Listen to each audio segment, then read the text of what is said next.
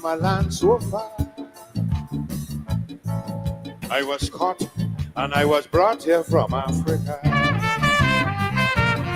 I'm a slave from a land so far. I was caught and I was brought here from Africa.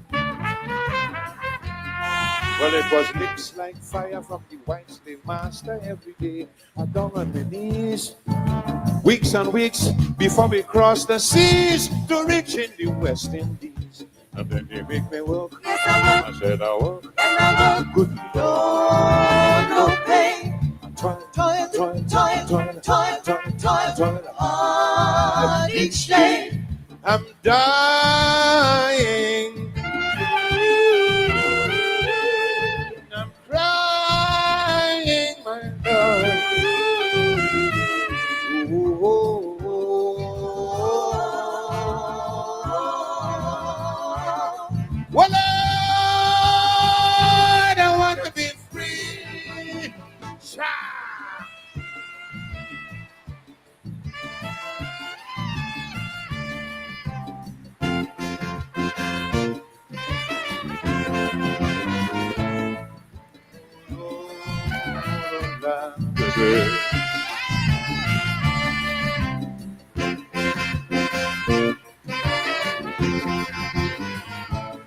Many times I wanted to run,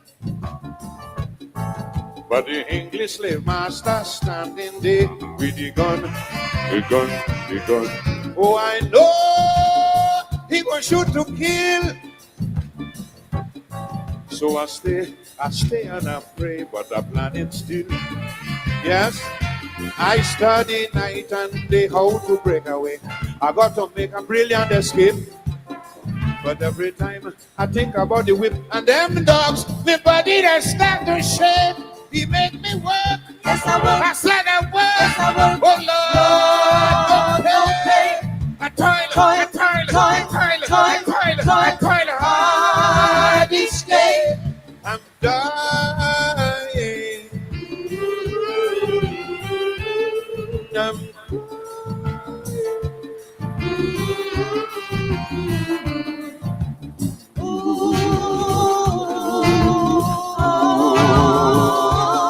oh Lord, I want to be free.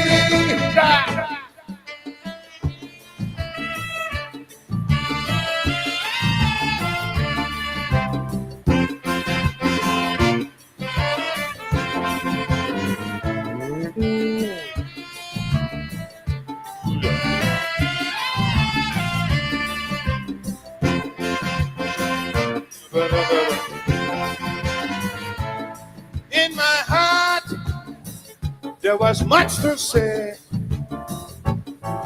and I hope that the boss would have listened to me someday. Although he knew my request was small, it was the sting of the whip there to answer me when I called. We had to chant and sing to express our feeling to that wicked and cruel man. That was the only medicine to make him listen. And it's so calypso began. He made me work. Yes, I work. I work. And I work. Oh Lord, no pay. I toil. Hard each day. I'm dying, oh Lord. Crying to my God.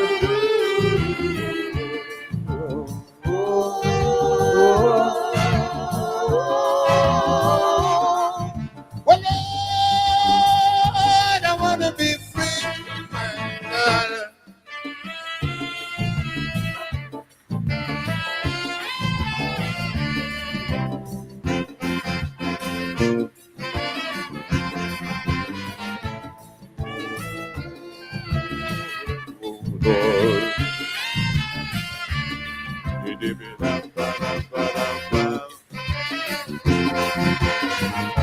And then times change in so many ways. Till one day, somebody said, free the bloody slaves. I was then put out on the street. I had no clothes, I had no food, I had no place to sleep. Lord, I had no education, no particular ambition. This I cannot conceal. Forgot my native culture. I live like a vulture. From the white man I had to steal because he made me work. Yes, I work. I work. Yes, I work. Oh Lord, No play. a time, Toil, a time, toil, toil, toil. Hard each day. I'm dying.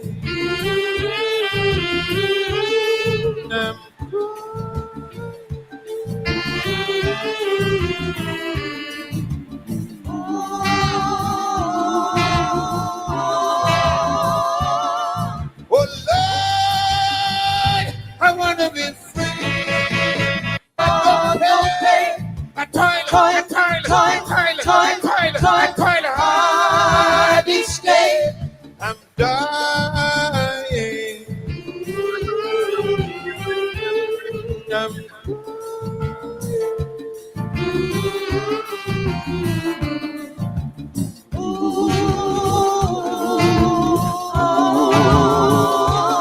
Oh Lord,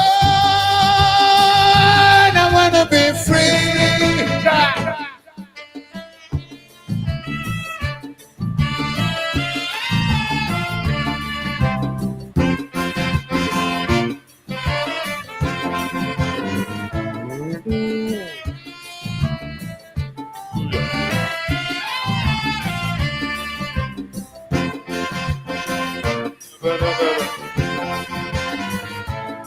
In my heart, there was much to say, and I hope that the boss would have listened to me someday.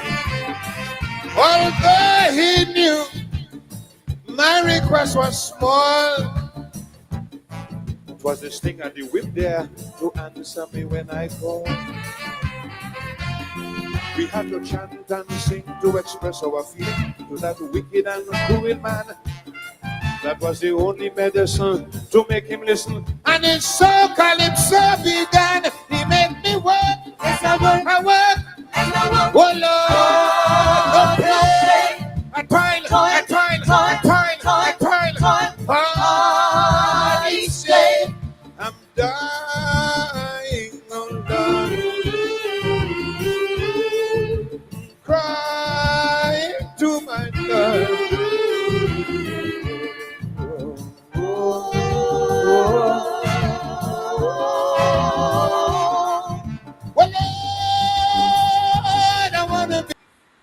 I want to be free.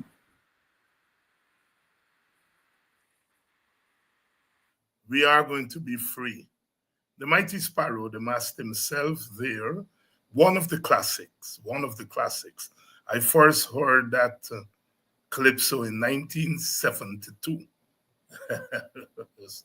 Little teenager, wasn't even a big teenager, just turned teenager, and Ken Cosby used to have a program called Night Ride, and we had this big radio, and I was lying down and I heard that. It must have been in first form or second form, I can't remember, but we had some wonderful language and literature teacher, Miss Seafort, in Form 1, and Miss Abrams in Form 2. And they added into West Indian literature. So, you developed an ear for Caribbean literature and Caribbean songs and Caribbean voices. And I remember hearing this calypso. And I said, what? Calypso is a serious thing, very serious thing. You grew up thinking, calypso was jam and wine and thing, because you grew up near a rubber rum shop, Portuguese man, and you're hearing calypso every day, And so when I heard this calypso by the Mighty Sparrow, I said, what? And Ken Cosby had Professor the foremost voice and calypso in the Caribbean. Professor Gordon Roller passed away a couple of years ago on, and he traced the history of Trinidad, political history from 1956 to 1972, using the calypso of the Mighty Sparrow. And I said, what? And I became a student of the art form from since then. I'm a Slave, a classic by the Mighty Sparrow. Early start tonight, because as I said, we have to be doing 2 and 3 shifts, you know. I have a public meeting tonight at BV. A big star lineup there tonight. Paul Williams is going to be on there. Of course, BV's where he's from. I think Nima Flubess is going to be speaking at that meeting too, and a few other speakers. I don't have the lineup here, but I know I saw Paul Williams and Nima, myself. So we are going to be starting Politics 101 a little bit early. We'll try to start as early as 6 o'clock, because these public meetings are starting at 6. So if we can get in here on our program 6 to 7, and then I scamper off to do the public meeting, then I'll be satisfying both of our commitments. I'll be able to do Politics 101 and still be able to go speak at public meetings. Tonight it's at Better for Acting. I think there's also a meeting on the East Coast there tonight, I think at Nabaklis. So if you're in those areas, step out to those public meetings tomorrow night. The WPA kicks off its APNU campaign of public meetings. Tomorrow night we kick off. We are attacking with full force from all sides. So we have the APNU, generic APNU meetings, and then we're going to have the WPA APNU meetings.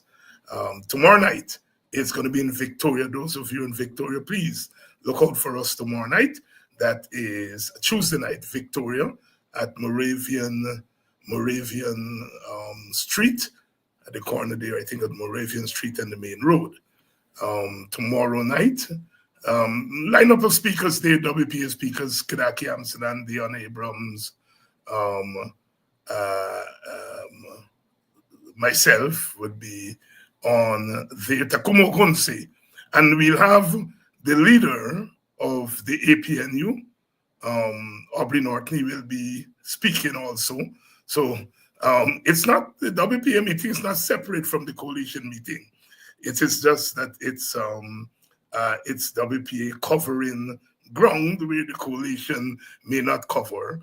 And Aubrey's going to be on at Victoria tomorrow night with us. And then on Wednesday, WPA moves to Ansgrove Market Square. Ansgrove people, we are coming there at Ansgrove Market Square. And Aubrey will be speaking there. So WPA is going to launch its road campaign, its road APNU campaign. We're going to launch that tomorrow night at Victoria, and on Wednesday night it would be at Ansgrove. The lineup of speakers there: Dion Abrams, Takumo Gunse, Kadaki Amsterdam, Sister Audriana Thomas will be on that platform. Brother Elton McCrae is going to be on that platform. I will be there, of course, and Brother Aubrey Norton would be a speaker also at that WPM. We don't want to say guest speaker, because guest speaker suggests an outside speaker. But you know, the meetings are sponsored by the WPA. They're APNU meetings sponsored by the WPA. We'll be turning up the heat, as the WPA knows how to. Each party, each group brings something to the platform. And that's the idea here, is we are attacking, Sherrod said pace and power. Pace and power, pace and power. We are attacking with full force, full force. So if you're in a particular village, you're likely to have a big WPA meeting, a big APNU meeting, and then 4 or 5 small meetings in the villages. So no village would be able to say that they were not touched. If you miss the APNU meeting at, let's say, Plaisance, you will catch the WPA APNU meeting. If you miss the WPA meeting, you catch the APNU meeting.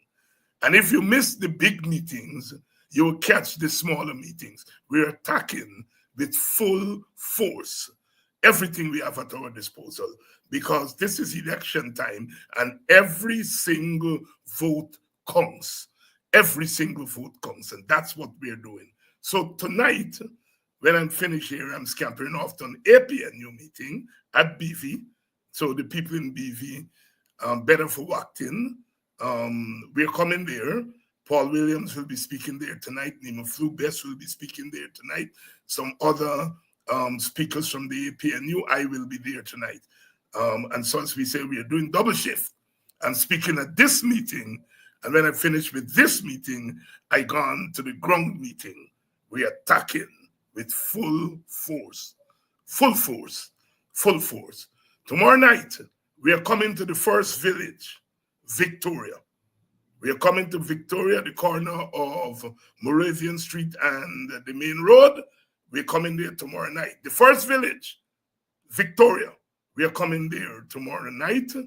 Takumo Gunse, Kadaki Amsterdam, Diane Abrams, Adriana Thomas, as you know, she has been appearing on this program quite a lot. And Aubrey Norton is going to be there also. So spread the word in Victoria tomorrow night, Tuesday night, and then on Wednesday night, we will be in Anse Grove Market Square. And then, of course, Thursday, it's going to be Emancipation Eve. In Buxton, we have our big Emancipation Eve Kongasa. Yoruba singers will be here, and the featured speaker would be Aubrey Norton.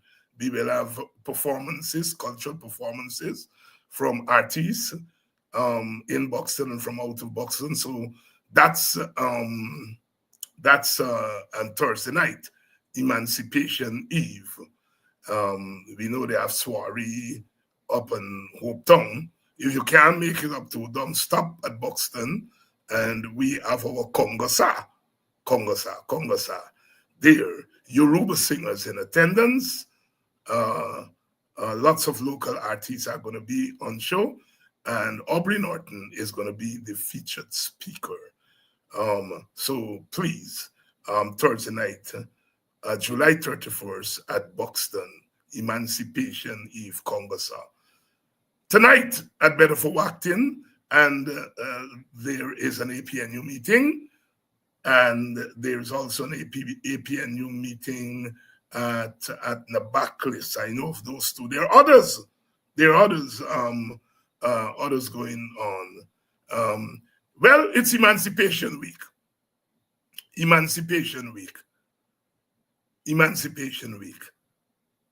On Friday will be the 1st of August. We would be observing 187 years since formal emancipation on the 1st of August. This year, emancipation comes just before a national election. And so what we want to do is to link emancipation with the election. Emancipation with the election. Of course, it's an election that is going to determine the next government, and who governs will get the chance, in a take-all system to determine who gets what, when, how. I passed through BV. On Saturday. Friend of mine told me somebody in there to sell good sauce. So I went in to get some of this house, and people recognize you as you're waiting. And people started to tell me about the experience. One young man said he was passing, and the PPP had a meeting, the NBV, and they give him a jersey, and he opened the jersey, and a $5,000 fall out. He said, Dr. Hines, I said, where does $5,000 come from? They get about 7, 8 more. And he go back and he collect 8 jersey, and he tell he friend them they're sharing $5,000. 8 let it go, and they collect the jersey, and they said so the $5,000 them a drop out, and they said that was their drink money. That was their drink money for the weekend. Oh my goodness. I am laughing, but this is not a skin teeth story, yeah? As I said, this is the first election in which vote buying has become the norm, especially not especially, solely by 2 parties, right? 2 parties. I can tell you, I have not seen any vote buying by the APNU. I will not be part of any of that. So I don't see any vote buying by AFC and Amanza party and Simona's party. I don't see any vote buying there. But the PPP and the Win party are spending their money and buying votes. And I don't think it's a positive development at all. I've said also that this election is a social media election. A social media election. I was in town today, and people were, that the traffic is crawling, people are recognizing you, and people are saying to me, Dr. Hines, we're not seeing enough of APNU and WPA on social media. It is not necessarily true, because the APNU, they're all over social media. But it is just that the PPP, they inundate the social media. And so in many regards, it's going to be a social media election. We in the WPA have got to put some more of our information on social media. We are working on that.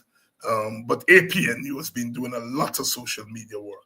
But it just show you how much the competition is, that people feel it's not enough. So back to the vote buying. There's no law against vote buying as we know it.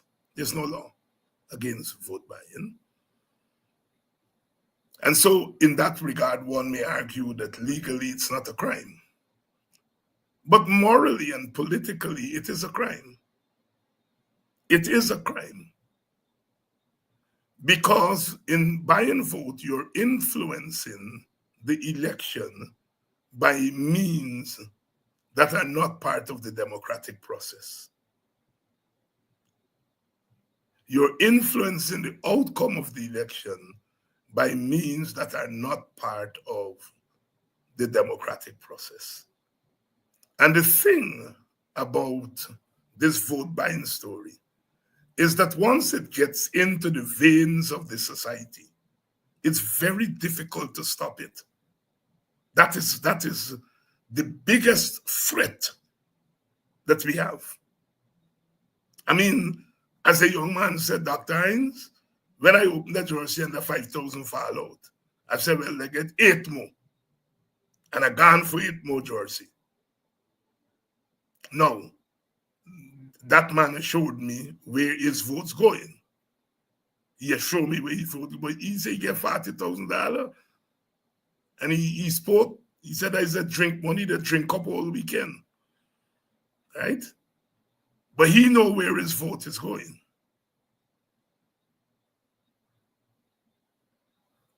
The point is, $40,000 for an ordinary housewife who sells at the street corner, she will have to sell for about 2-3 weeks to get $40,000 to the security guard, the woman who's a security guard, who take home pays $80,000, $90,000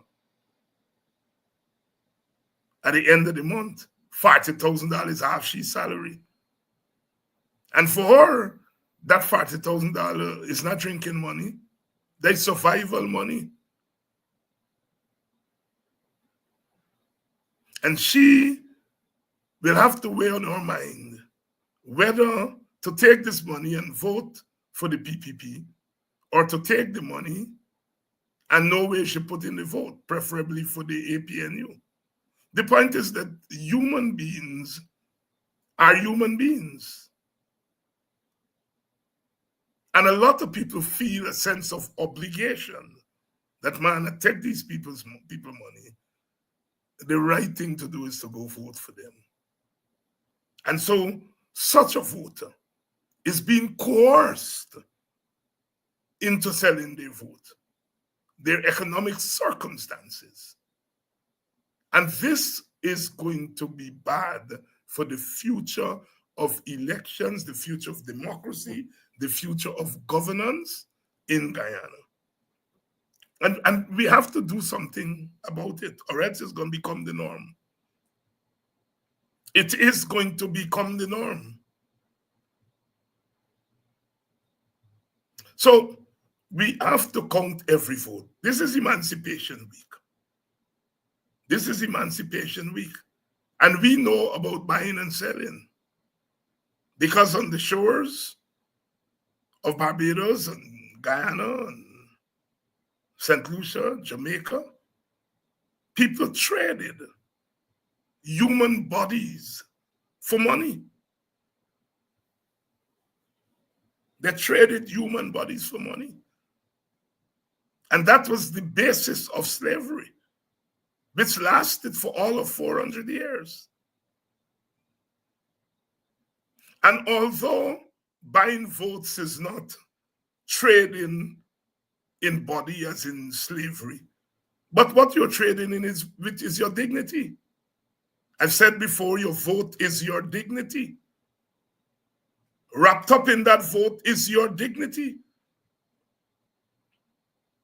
That vote, for 400 years, our foreparents, African Guyanese, African people, Black people, for 400 years, they were denied the right to vote because they were not human beings according to the slave masters, according to the slave government. And so when they won their freedom, and they won it, they fought for it and won it in 1838. A big part of that was the right to vote, because the right to vote determined your very existence. Of course, that right was denied them for another 150 years until constitutional independence came in 1962, beginning in 1962 with Trinidad and Jamaica, and then Barbados and Guyana in 1966. I'm speaking about the English-speaking West Indies, English-speaking Caribbean. And so 400 years plus another 150 years, in our case in Guyana, 240, 250 years of slavery, another 150 years of colonialism. 400 years. And so that right to vote should not be taken easily. It's a very, very serious right. People vote for policies. Yes, you vote for which party, or you ought to vote for which party put forward the better policies. So people vote based on policy. People vote also based on ethnicity. We know that in Guyana. Nothing is wrong with that. But you also vote for your dignity if you're African Guyanese, if you're East Indian Guyanese and Portuguese and Chinese, people who came here as indentured laborers, native Guyanese, Amerindians, who were the first people here. The vote is much more than policy. It is dignity. Because, of course, your dignity is wrapped up in the policy.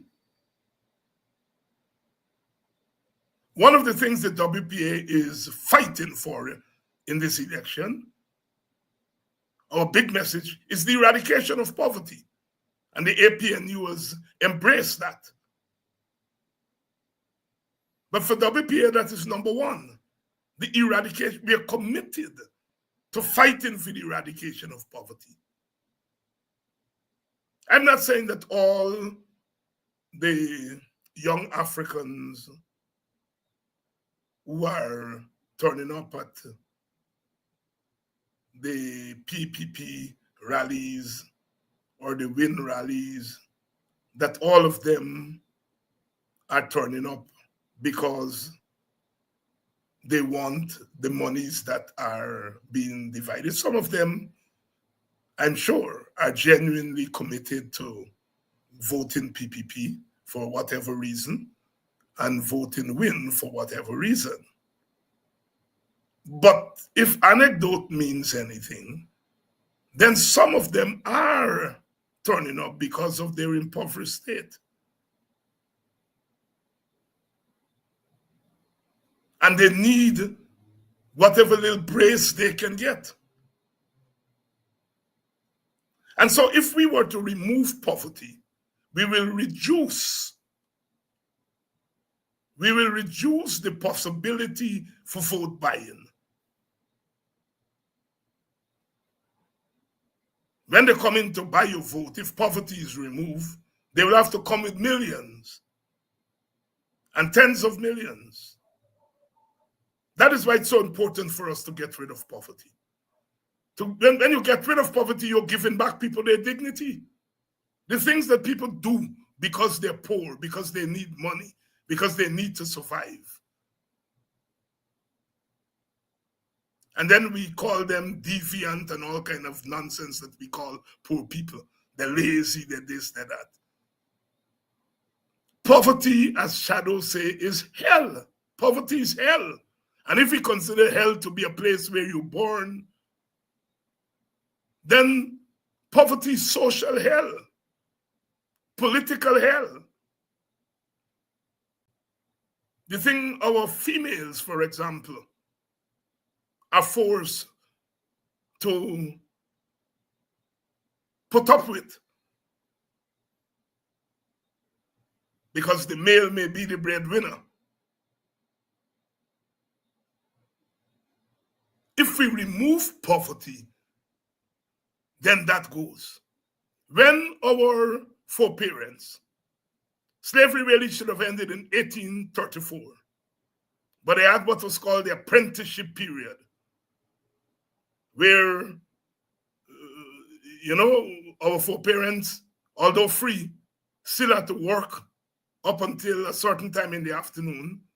And then when they finished working, they could go home and they could, plant their little garden and then take the thing to go and sell at the market on the weekends.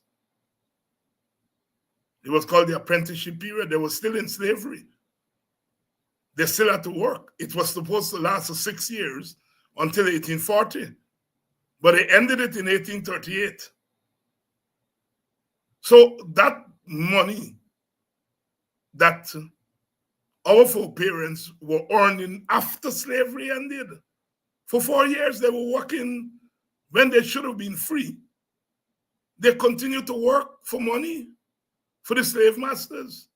They were able to go and plant their little garden, like I said, afterwards, and that's where they saved that money.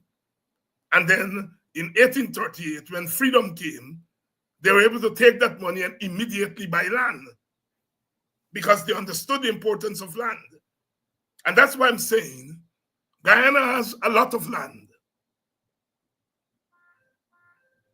And one of the things that being the WPA are considering, not everything gets into a manifesto, But one of the things we are considering very seriously is to ensure that each public servant who's owed a lot of money, public servants owed a lot of money. When you consider what public servants were earning 15 years ago and what they're earning now, in real terms, they're earning less because their wages have not kept up with the rising cost of living. And so really, when we talk about giving public servants 35% raise, that's a tip of the iceberg. That those public servants are owed more than that. They're the only category of workers. Well, not the only. One of the major category of workers that has not been paid their fair wages. We owe them more than their reparations. Because if we had paid them enough to keep up with the cost of living, they should have been earning more. And so one of the things that we in the WPA are thinking about very seriously, and we think it can become a reality, is to ensure that in lieu of what we owe them, the back pay that we owe public servants, give each public servant a plot of land, a house lot. Give each public servant a house lot. Now, some of them may have their house lot, they may have their own house lot already. But that house lot now can become collateral for them to go to the bank. They can give it to their children as a gift. Because land is wealth, potential wealth. And so we in the WPA are thinking very seriously about that. And it's not free land, because we like to talk about Guyana free this. The freeness was slavery. When Africans work for free, that's freeness. And all that money that we work for, that we didn't get, somebody has that money. We know the slave plantation owners got some of the money, but some of the money right here in Guyana. Because when slavery was over, the state that emerged after slavery did not just get the liabilities of slavery, it also got assets. Whatever assets, collective assets were there, the colonial state got it.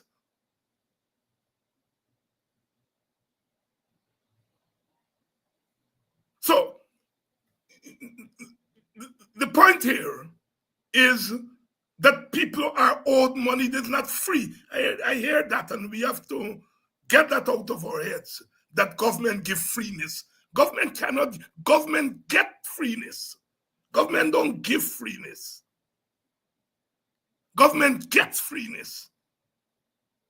Government don't have to work for money. People work for money. And then we give it to this thing called the government in order to look after our collective security. So it's the government that gets free money, not people. So you all must please stop that from your nomenclature. Please stop it. The biggest freeloader is the government, not you, the people. If you don't work for it today, your foreparents worked for it yesterday.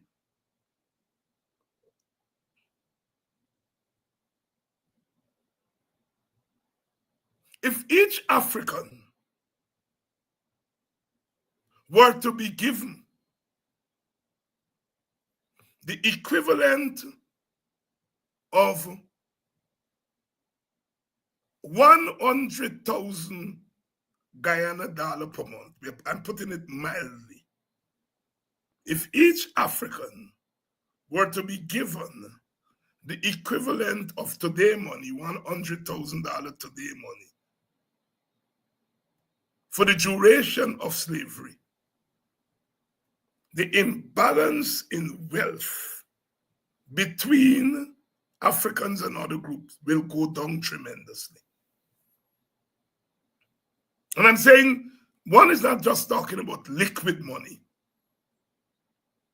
One is talking about giving the group the wherewithal that it needs to generate wealth.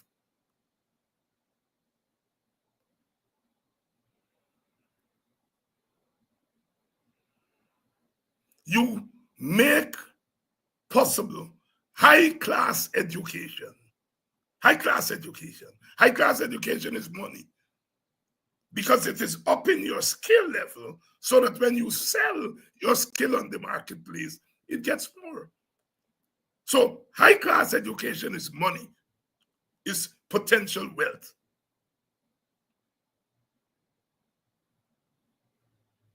Give them land. Land is capital. So one is not talking about going around and sharing cash to people. One is talking here about the policies that would lead to wealth generation. You know, Jeffrey Thomas, former PNC minister, sought me out at Melanie. And you would have ordered Melanie, I mentioned the cooperatives. And he said, David, we mean well. But people generate wealth differently, different peoples, different cultures. And for African people, we have historically generated our wealth through cooperatives. Our village movement was the biggest cooperative movement in the world. We bought those lands cooperatively. And one of the things we have to get back to is to ensuring the rejuvenation of cooperatives. Because not all groups generate wealth through the individualistic ethos. East Indian scholars celebrate the individualistic ethos as part of the Indian cultural thing, and nothing is wrong with that. But if you look at African history, not just here in the diaspora, but in Africa itself, the collective ethos in the Nile Valley, it was women who owned property. Men didn't own property. Women were the ones who owned property. And this was in what they call ancient African history. So different groups do the same thing differently.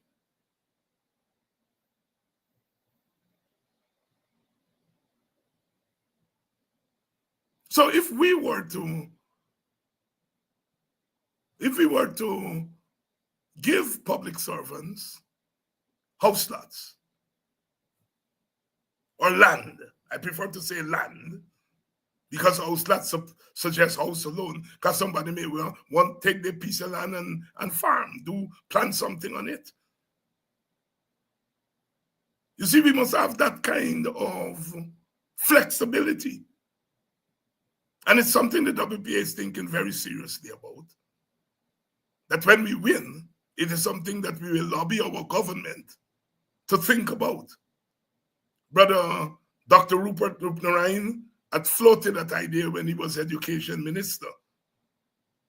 He had discussed it with us, but he got ill, and he wanted to do it for teachers. And he got ill and he didn't. So it's not a new idea. It's not a new idea. And I'm saying it is not free land. Because if we were to go back just 20 years, and the money that public servants are owed from that 1999 strike to now is 26 years. And after that 1999 public servant strike, in which the Armstrong, Clive Thomas arbitration, they awarded public servants a reasonable amount of money. And the government has not honored all of that money to this day. In fact, what they have done is that they have underdeveloped and underpaid public servants from then. For 26 years, public servants have been underpaid. And we are saying that money that we owe them for 26 years, if you don't want to honor it in money, then one of the ways to honor it is give them a piece of land. And they can do what they want with that land. They can take it and do farming. They can opt for a house lot to build a house. Some may say, well, no, I want the land at a place where I can do farming, or I can do some other economic activity.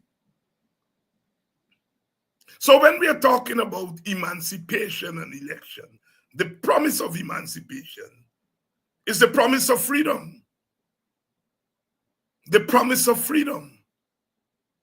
And people are saying, you promise, all we do in political parties doing is promise and promise and promise. Well, that's what you have to do.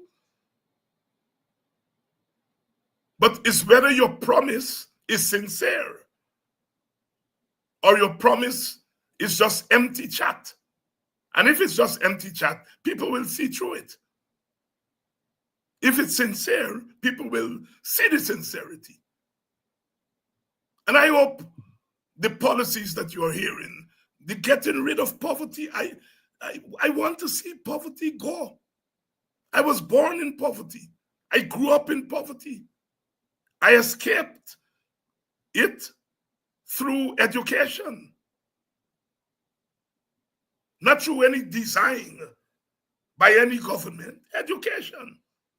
And where I got opportunities for education, there are thousands others who didn't get that opportunity because they weren't in the right place at the right time. And so we have to go at poverty in a structural way. See, if I give you $100,000 now, it is what you call short-term relief. You are in debt already. That $100,000 maybe just to pay off your debt. Your little debt that you have, you, the shopkeeper, whoever else you may owe your sissy, owe your body, and so on. What we are talking here about is a policy that makes available funds that could help to get you out of poverty. And poverty is a cycle. To break that cycle. And again, it's not free money. The government gets free money. You, the people, don't get free money. And we are saying the cash transfer, and we prefer cash transfer than cash grant. Cash transfer suggests we are transferring some of your money to you. Cash grant, think that, we are granting you something, it ain't got the same feel. We are transferring. Government is going to take 90% of what comes from oil, and they can do what they want with it. They can take some of it and invest for the future. They can take some of it and build roads. They can take some of it, improve education, improve health, and do all the things that government is supposed to do. And we are saying just 1/10 of it should go directly to you. So you are benefiting indirectly by government policy, and you are going to benefit directly with you little money in your hand. You know, when we were small children, I don't know if they do it now, your parents give you pocket piece. And you decide how you're going to spend your pocket piece. You're going to buy plantain chip, you're going to buy pillory, you're going to put it in the porcelain tin, and Christmas time you're going to buy something big. It's not a new concept of giving people funds for them to decide how they want it. As children, you get me little small piece. I remember my mother migrated. She sent money for my auntie, and she said, well, this to Denise, this to Diane, this to David, you know, depending on your age, you know, you get your money. And you decide. We decided how we wanted to spend that money. We know that auntie can spend the bulk of the money from food and uniform and school book and so on and so forth. But we had our little small piece to decide how we wanted to do it. My sister Diane, she used to save she own. We used to borrow from she, you know. So we are thinking here about the promise of emancipation. Yeah, John C. Paul is saying every Saturday, yes, every Saturday, you get your pocket money. And you decide what you want to do with the pocket money. And so when you see the cash transfer in that way, it's your own money. And you decide what you want to do with it. You decide what you want to do with it.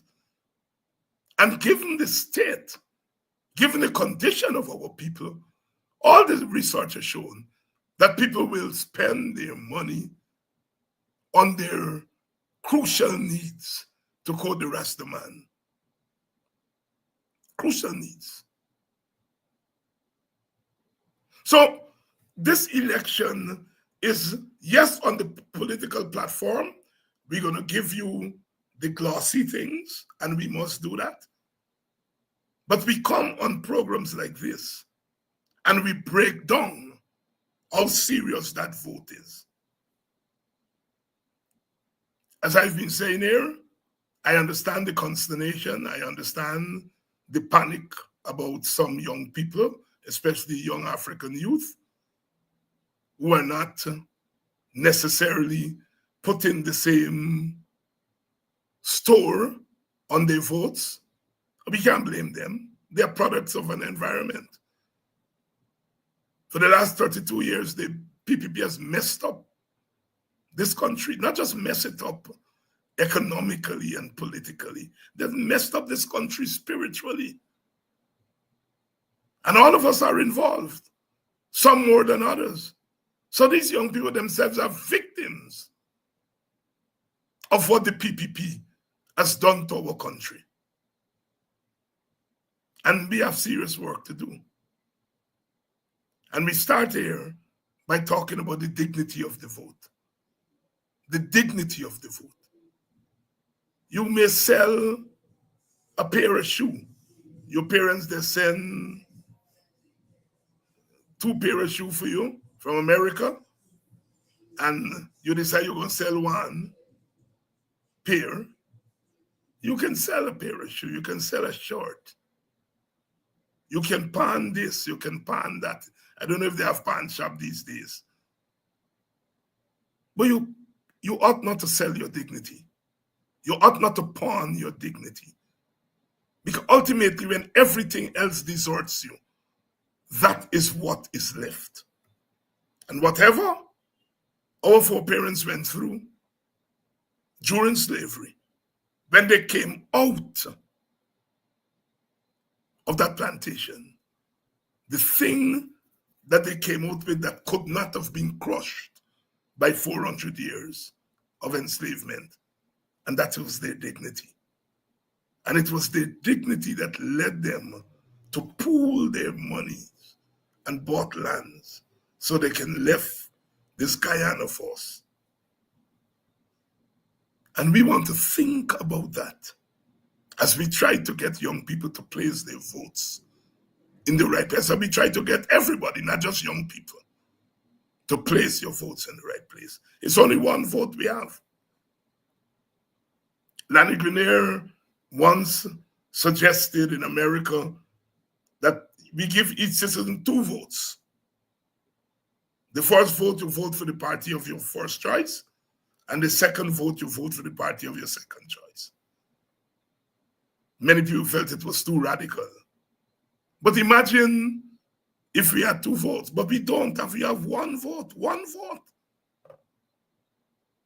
Many of us have our first choice and our second choice, but we can only give it to the first choice.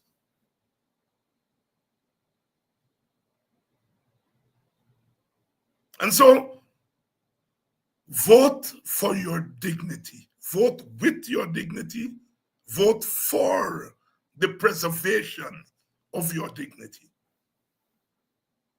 That is the message. We're like, some of you are joining us now. We started early. We're going to try to start around 6:15 because I have to speak at public meetings almost every night. Tonight I'm off to BV when I'm done here.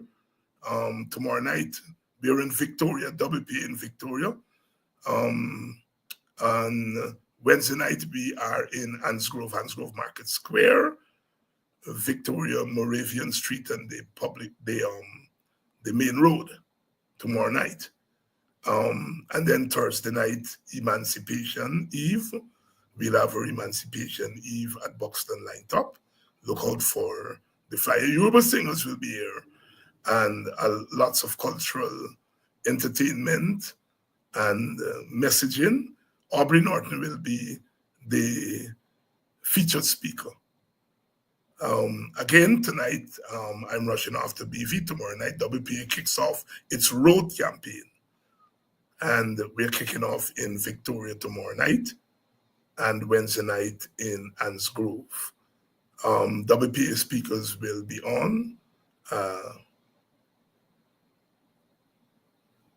Takumo Kunse, Kedaki, Dion Abrams, Elton McCree, Sister Adriana Thomas, and others will be on that platform. And the lead of the APNU, Aubrey Norton, will also be speaking at those 2 meetings. So, as I said at the beginning, we're attacking with full force.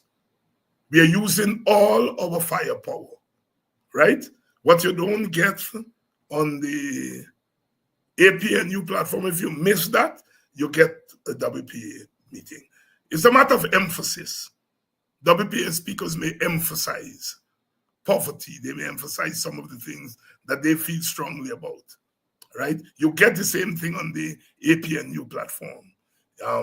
You'll get it from a different angle. So if you are in a village, if you're in Victoria, you get a WPA meeting, a WPA APNU meeting, you get an APNU meeting, and then you get APNU small meetings around the village. So you could get as many as 6 APNU meetings in your village, right? So the WPA meetings are not separate. They are supplementary and complementary.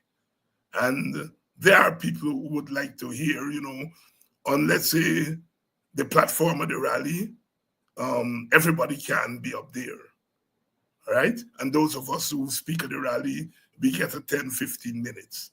It's really at these meetings that you get a chance where we flesh out our thoughts, our programs, our policies, and we speak to you as citizens, as people, and not necessarily just as voters, all right? So it's different levels of campaigning. I am campaigning right now. This is a social media meeting. Done with the social media meeting, be gone on the ground. We are working hard to get every possible vote so that we can win this election. Because winning the election is not just winning a normal election. It's really winning the right to take our country, the opportunity to take our country in another direction, in the proper direction, in the proper direction. Thank those of you who have been contributing to our campaign fund. We are eternally grateful. We are getting your contribution no matter how small, how small. Please do contribute to our fund. As you would have noted, we are on the road. It costs, it costs us to do meetings, to do all the things that we are doing. And we are eternally grateful. So tomorrow night, I'm going to be here from 6 o'clock. So those of you who are accustomed to coming on at 7, we are going to be on from 6:15, but let me say 6. So if I do from 6 to 7, that gives me enough time to run from Buxton to Victoria and get there in time to speak. That meeting starts at 6 o'clock too. So, we are working double shift, as the case may be. Thank you all. I know I didn't give notice that we are going to start early. So tomorrow night, we are starting at 6 o'clock. 6 o'clock. So we don't abandon Politics 101. We do our Politics 101 and then catch the public meetings in the villages and the towns after that. We'll be streaming the public meetings, WPA public meetings live on CAMS TV, so you can look forward to that. All right, so until tomorrow night, I'll see you all, and there are meetings, like I said, all over the country, and you all can pick them up on social media if they are being streamed. Love you all, and looking forward to another edition of Politics 101 tomorrow night.